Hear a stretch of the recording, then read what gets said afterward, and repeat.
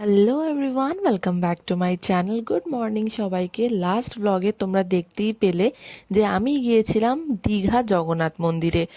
আর আজকে হচ্ছে আমার day 3 at Digha. I am so excited. আমার খুব ভালো লাগছে এখন ঘুরতে।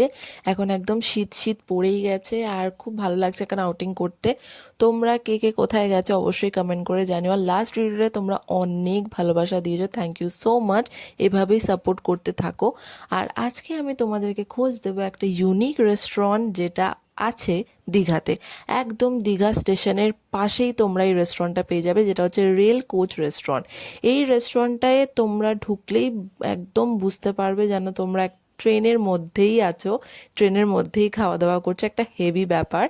আর সেইখানকার খাওয়ারও সত্যি খুব ভালো ছিল। এখানকার থিমটাও আমার খুব ভালো লেগেছে, ইন্টেরিয়ারটাও খুব ভালো, অ্যাম্বিয়েন্স খুব ভালো, স্টাফ বিহেভিয়ারও খুব ভালো আর খুব ফাস্ট সার্ভিস।